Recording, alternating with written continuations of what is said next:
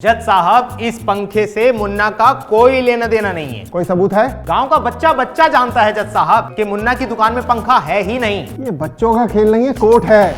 कोई गवाह है? जज साहब, गरीब आदमी कहां से गवाह लाएगा? Objection my Lord. गरीब आदमी कहां से गवाह लेकर आए? ये कोई बात हुई है? अमीर आदमी कहां से लेकर आता है? अपनी माँ के पेट से गवाह लेकर आता है क्या? दुकान चलती है? हाँ जज साहब, चलती है, लेकिन उतनी नहीं चलती, क्योंकि आसपास का कोई भी आदमी उसकी दुकान पर सामान लेने नहीं आता। जो सामान लेने आते हैं उनको बुलाओ। अब जज साहब, वो तो आने जाने वाले लोग हैं, उनका कोई पता ठिकाना तो होता नहीं। आने जाने वाले लोग, उनका अता पता ही नहीं है सर। तो इसने दुकान किस लिए खोल रखी है? दुकान खाली कर दे, बंद कर दे, सिंपल। अच्छा, ताकि ये दुकान खाली करे और तुम अपने साली की दुकान उसमें खुलवा दो। Order order. ये केस को पंखे की चोरी से हटाकर तुम दुकान पे फोकस क्यों कर रहे हो? क्योंकि सर, जो कुछ भी हुआ है वो सोची समझी साजिश के तहत हुआ है। मुन्ना की दुकान के सामने जो चोरी का पंखा रखा गया, वो सोची समझी साजिश के तहत रखा गया। पुलिस को जो सूचना दी गई, वो भी सोची समझी साजिश के तहत दी गई, और मुन्ना की गिरफ्तारी भी सोची समझी साजिश ही है सर। जब ये इतना सोच समझ रहे थे तब मुन्ना कहां था? Good point sir, very good point sir. Very bad point sir. जब ये सब कुछ सोचा समझा जा रहा था, उस वक्त मुन्ना लोटा लेकर खेत में गया हुआ।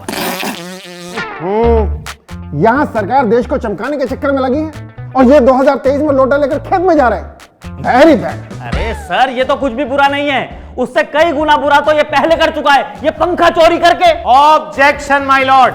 अभी तक मेरे मुवक्किल पर चोरी का इल्जाम साबित नहीं हुआ है, तो कृपा करके आप मेरे मुवक्किल को चोर ना कहें। तो सबूत पेश करो, मुन्ना चोर नहीं है। ठीक है सर। तो मुन्ना, जब पुलिस वाले तुम्हें गिरफ्तार करने तुम्हारी दुकान पर पहुंचे, तो कितने पुलिस वाले थे? एक आदमी था वकील साहब। Point to be noted my Lord. जब मुन्ना को गिरफ्तार करने पुलिस वाले दुकान पर पहुंचे, तो वो पुलिस वाले नहीं, पुलिस वाला था। सिर्फ एक पुलिस वाला, और कभी भी एक पुलिस वाला किसी को गिरफ्तार करने नहीं जा सकता। Objection my Lord. आईपीसी की धारा के तहत ये कोई रूल रेगुलेशन है ही नहीं कि एक अकेला इंस्पेक्टर या हवलदार या पुलिस वाला किसी को अरेस्ट नहीं कर सकता। तो चलिए हम मुन्ना से ही पूछते हैं। मुन्ना, एक बात बताओ, जब वो पुलिस वाला तुम्हें गिरफ्तार करने तुम्हारी दुकान पर पहुंचा, तो जज साहब को बताओ कि तुमने क्या देखा? जज साहब, सबसे पहले तो मैंने पुलिस वाले को देखा, फिर पुलिस वाले ने मेरे को देखा, फिर मैंने देखा कि पुलिस वाला हमको ऐसे देख क्यों रहा है, फिर पुलिस वाले और मैंने ना पंखे को देखा। उसके बाद पुलिस वाले ने मेरे को देख ही लिया, मेरे को थाने ले आया उठा करके। बस बस मुन्ना, बस बस बस, ठीक है ठीक है। वो समझ गए, जो तुमने देखा वो देख लिया, बहुत कुछ देख लिया तुमने।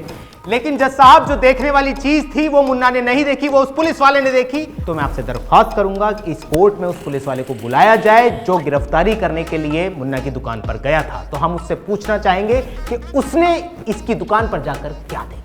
अरे जज साहब, उसने क्या देखा? उसने चोरी का पंखा देखा, और क्या देखा? और वैसे भी जज साहब वो नहीं आ सकता, उसका अभी हार्निया का ऑपरेशन हुआ है। अपना ये जो दिल्ली में एम्स है ना, वहां पे एडमिट है वो। जज साहब, ये अचानक से ऑपरेशन कहां से आ गया उस पुलिस वाले का? उसने पहले से डेट ली रखी थी ऑपरेशन की। ठीक है जज साहब, अगर वो पुलिस वाला नहीं आ सकता तो कोई बात नहीं, हम उस बंदे को बुलाते हैं इस कोर्ट में जिसने पुलिस वालों को फोन करके इत्तला की। सॉरी जज साहब, वो भी इम्पॉसिबल है। अरे जज साहब, ये क्या बात हुई? जब मैंने पुलिस वाले को बुलाने के लिए कहा तो ये कह रहे हैं उनका हार्नी का ऑपरेशन हुआ है, वो एम्स में एडमिट है। अब जब मैं उस बंदे को बुलाने के लिए कह रहा हूं तो ये कह रहे हैं इम्पॉसिबल है। ये क्या बात हुई सर? वो पॉसिबल नहीं है सर, क्योंकि वो विदेश चला गया है देश छोड़ के, इस बंदे के कारण, क्योंकि उसे अपनी जान का खतरा था मुन्ना से। वकील साहब, मैं क्या कह रहा हूँ, रहने दो, मुझे लग नहीं रहा कि आप जीत पाओगे। Sir this is contempt of court. थप्पड़ मार दिया, चपेट मार दिया आपके सामने सर। अरे 2-4 दिन की तो बात है, जेल में रह लूंगा, काट लूंगा मैं जेल में। जेल में रह लूंगा? जब मुझे बुलाए क्यों? इतनी देर से कर रहा हूँ, कोशिश कर रहा हूँ ना। कोशिश ही कर रहे हो, वो देखो आप पे चढ़ रही है, वो भारी पड़ रहा है आप पे। अरे तेरा देख ले, फिर जेल में ही सड़ेगा तू, मेरा कुछ नहीं जाएगा, समझा?